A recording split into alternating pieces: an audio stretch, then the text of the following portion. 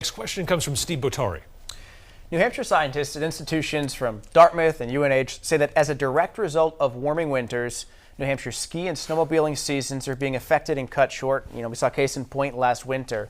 Senator Morse, should the state take intervening measures to save an important part of the Granite State economy and identity, and if so, what should those be? Well, as Senate President, I did take a stance. I passed a piece of legislation that basically says when it comes to energy in New Hampshire, it's your choice. You do your homework and you find out what's best for you. Just recently I've been working with the fishermen, off the coast of Maine, New Hampshire, Massachusetts. They're talking about building windmills out there that are going to end up polluting the environment, costing the ratepayers in New Hampshire almost double what any other windmill would charge.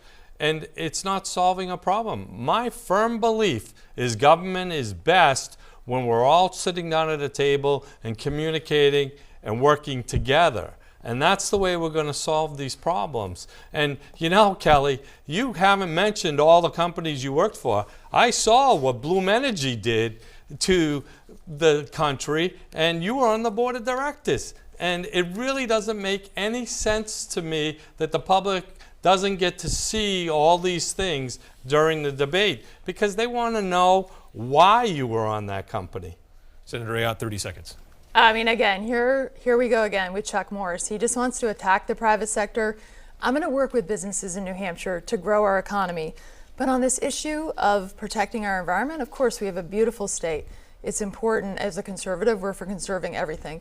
The problem we have right now, though, is that we have energy prices that are way too high. So we need to make sure that we have more energy of all forms. And we also need to position the state for future technologies like small modular nuclear, because then we could produce our own energy. And by the way, it's also clean for the environment, but we could drive down costs with more energy. That's going to be my goal as governor.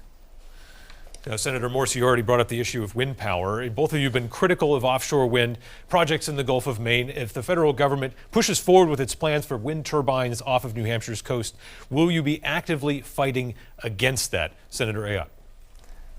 Yes, because the project doesn't make sense. Lots of taxpayer dollars in it. The return is questionable. And then, of course, you've seen what happened in the Cape, by the way, with the blade that came free. But what I'm most concerned about is our fishermen. When I was in the Senate, I fought federal regulations that were destroying our commercial fishermen. And I look at what they've said about the impact on the fisheries of these windmills, and it's not right because we'll destroy their livelihood, and it's an iconic and important profession in New Hampshire that's such a really wonderful part of our state. So that project is not the right direction for New Hampshire. Senator Morse, will you be actively fighting against Washington if it wants to put wind power in the Gulf of Maine? Absolutely. I've been fighting. I've been helping the fishermen. In the last 3 months, I've been to all the meetings that they could invite me to and been the loudest voice to make sure the citizens of New Hampshire know what the hell is going on off our coast. But where I started to make a difference, because I believe it needs to happen for New Hampshire to bring down electric rates, was I endorsed Donald Trump. I endorsed him because I wanted us to drill for oil. I wanted us to send natural gas up to our region. That's what's going to drive down costs for our state, and that's what I support.